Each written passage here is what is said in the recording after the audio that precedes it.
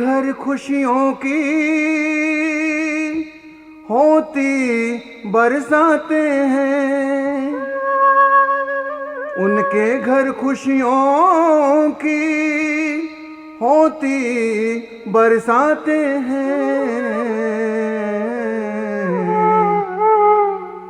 हर हाल में दाता का जो शुक्र मनाते हैं, हर हाल में दाता का जो शुक्र मनाते हैं। उनके घर खुशियों की होती बरसाते हैं, उनके घर खुशियों की होती बरसाते हैं।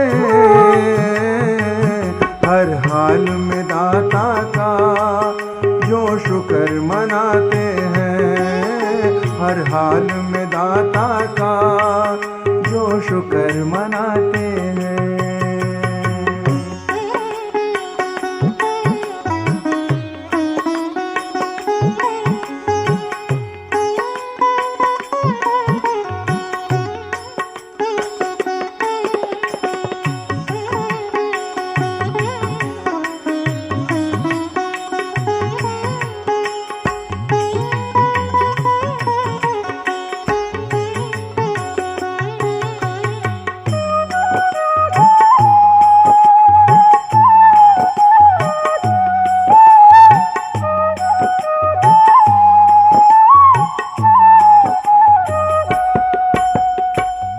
आइए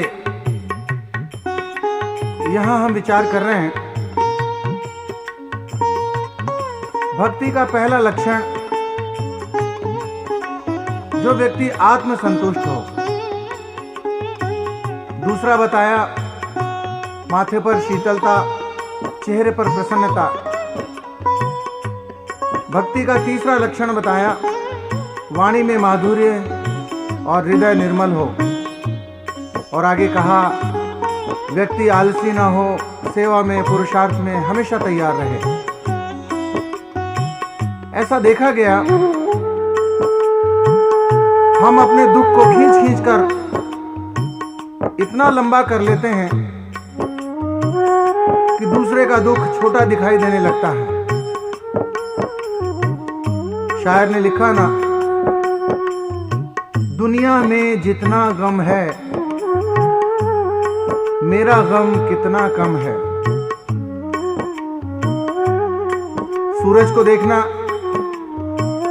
जब उगता है तब भी लाल रंग का होता है और जब डूबता है तब भी लाल रंग का होता है। बताया कि हर स्थिति में समभाव रहना है।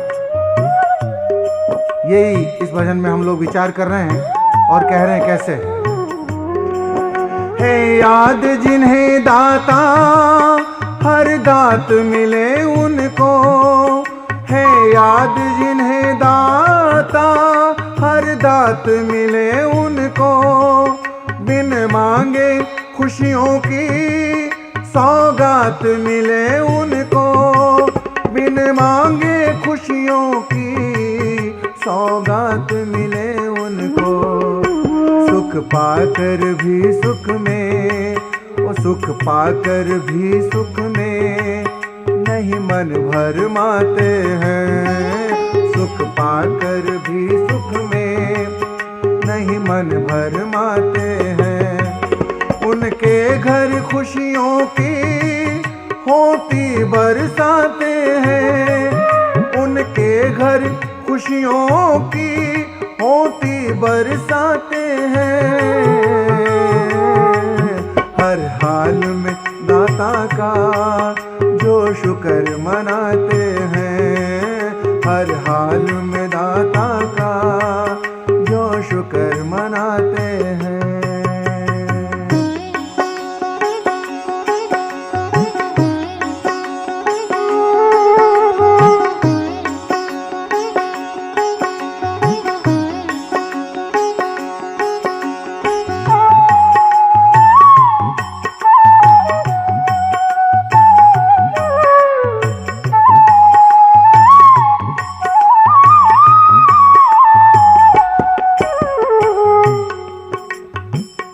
एक फकीर हुए शेख सादी, नमाज पढ़ते थे पांचों समय। कहते हैं उनके पास जूता नहीं था। एक दिन बहुत अमीर आदमी को मस्जिद में दाखिल होते हुए देखा। उस अमीर आदमी के क्या ठाठ थे, मलमल के रेशम के कपड़े, पैरों में जूते जिसमें सोने की कशीदाकारी कढ़ाई की हुई। फकीर शेख सादी अपने खुदा से कहते हैं कि या मेरे खुदा, इस आदमी को देख, क्या इसके ठाठ हैं? बाबा ने, फकीर ने उस अमीर आदमी से पूछा, क्यों जनाब, आप साल में कितनी बार नमाज पढ़ते हैं? अमीर आदमी ने जवाब दिया, साल में केवल एक ही बार नमाज पढ़ते हैं। अपने खुदा को फिर इबादत में कहा, या मेरे खुदा, ये साल में एक ही बार नमाज पढ़ता है और मैं 5 बार नमाज पढ़ता हूं बिना नागा के, कई सालों से लगातार पढ़ रहा हूं। तूने इसको क्या ठाठ दिए हैं और मुझे तूने ठीक से जूता भी नहीं दिया। अभी अपने परमात्मा से शिकायत ही कर रहा था, इतने में एक और व्यक्ति जिसके दोनों पैर नहीं थे, वो अपने घुटनों के बल मस्जिद में दाखिल हुआ। फकीर शेख सादी ने उसको देखा। शिकायत करते करते जैसे ही उसको देखा, अचानक उसकी शिकायत प्रार्थना में बदल गई। ओह मेरे खुदा, ये मैं तेरी इबादत में क्या लेके बैठ गया? कोई बात नहीं मेरे प्रभु, तूने मुझे जूते नहीं दिए तो क्या हुआ, मुझे पैर तो दिए हैं। किसी किसी को दुनिया में तूने पैर भी नहीं दिए। जितना तूने दिया उसी में तेरा लाख लाख शुक्रिया। शायर कहता है, दुखी आदमी 1000 कांटों में फूल को देखता है ना, यही कहता है कि बेचारा फूल। लेकिन जो दुनिया में सुखी आदमी होते हैं, वो 1000 कांटों में फूल को देखेंगे तो कहेंगे वाह, 1000 कांटों में भी ये फूल मुस्कुरा रहा है। दुखी आदमी हमेशा परमात्मा से कहेगा, प्रभु क्या तूने दुनिया बनाई है, तूने 2 काली रातें बना दी और उसके बीच में एक छोटा सा दिन। लेकिन सुखी जो आदमी होते हैं वो भी परमात्मा का शुक्र करते हैं, वाह प्रभु तूने क्या दुनिया बनाई है। 2 उजाले भरे दिन बनाए और बीच में छोटी सी रात। हर हाल में दुखी व्यक्ति शिकायत करता मिलेगा और सुखी व्यक्ति हमेशा परमात्मा का धन्यवाद करता हुआ मिलेगा। कवि ने कुछ ऐसा ही तो कहा है, आइए सुनते हैं। ज्यादा में शुक्र कीजिए, थोड़े में सब्र कीजिए। ज्यादा में शुक्र कीजिए, थोड़े में सब्र कीजिए। फिर उसकी रहमत को दामन में भर लीजिए। फिर उसकी रहमत को दामन में भर लीजिए। ये बातें जो माने, ये बातें जो माने, वो ही सुख पाते हैं। ये बातें जो माने, वो ही सुख पाते हैं। उनके घर खुशियों की होती बरसाते हैं, हर हाल में दाता का जो शुक्र मनाते हैं।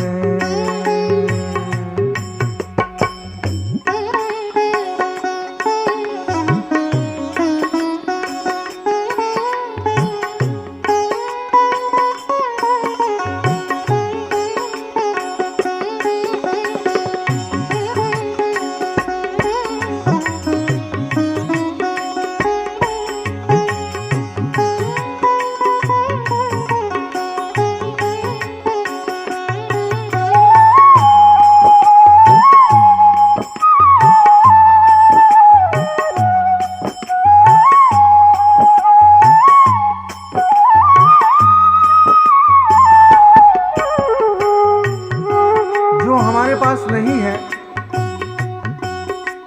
उसे पाने की इच्छा में हम दुखी होते रहते हैं, और इस दुख में जो हमारे पास है उसके सुख से भी वंचित हो जाते हैं। संत तुकाराम थे ना, उनकी पत्नी बड़ी क्रोधी थी, लेकिन फिर भी परमात्मा का धन्यवाद करते थे। प्रभु तेरा शुक्रिया, तेरा धन्यवाद है कि तूने ऐसी पत्नी मुझे दी है जो मेरा ध्यान अपने से हटाती है, तो मेरा ध्यान परमात्मा तेरे चरणों में लगता है। महात्मा सुकरात की पत्नी भी बहुत गुस्से वाली थी, और संत एकनाथ जिनकी पत्नी जल्दी छोड़कर चली गई थी, वो भी परमात्मा का धन्यवाद ही करते थे। प्रभु तेरी ही इसमें कोई मर्जी है, शायद तू चाहता है कि मैं तेरे चरणों में तेरी भक्ति करने के लिए तेरी रास्ते पर, तेरी राह पर जल्दी आ जाऊं, इसीलिए शायद तूने मेरी पत्नी को जल्दी अपने पास बुलाया। संत तुलसीदास थे ना, वो भी परमात्मा का धन्यवाद कहते थे। प्रभु तूने कितनी अच्छी पत्नी दी है। वो कहती है कि जितना प्यार तुम इस श्याम से करते हो उतना प्यार राम से करो। मेरा ध्यान तेरे चरणों में लगाती है। हर हाल में परमात्मा का शुक्र करना है। न पूछो मैं तुझ में क्या देखता हूं, मैं हर शय में तुझको छुपा देखता हूं। खुशी दे या गम दे बराबर है मुझको, मैं दोनों में तेरी रजा देखता हूं। हर सुख देने वाले दाता को ना भूले, हर सुख देने वाले दाता को ना भूले। सत्संगत खुशियों के झूले में वो झूले, सत्संगत खुशियों के झूले में वो झूले। आदर्श जो वेदों का, आदर्श जो वेदों का इस मन में बसाते हैं। आदर्श जो वेदों का इस मन में बसाते हैं। उनके घर खुशियों की होती बरसाते हैं, उनके घर खुशियों की होती बरसाते हैं। हर हाल में दाता का जो शुक्र मनाते हैं, हर हाल में दाता का जो शुक्र मनाते हैं।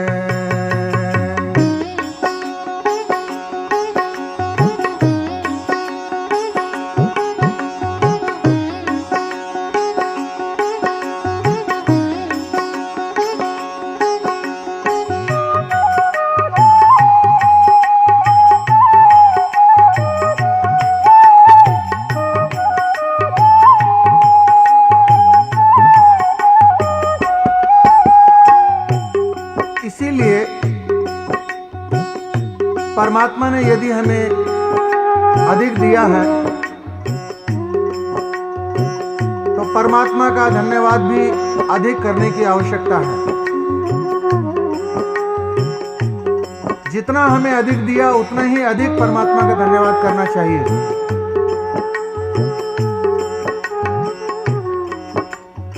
हम अपने घर में drawing room, bedroom, dining room, bathroom, पता नहीं क्या क्या बनाते हैं। क्या हम अपने घर में परमात्मा का कोई कमरा बनाते हैं? सोने की जितनी बड़ी मर्जी लंका बनाओ, लेकिन छोटी सी राम की कुटिया जरूर बनाओ।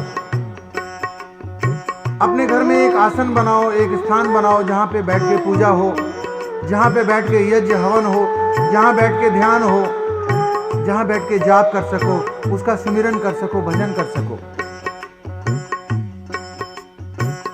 अगर राम की कुटिया बनाओगे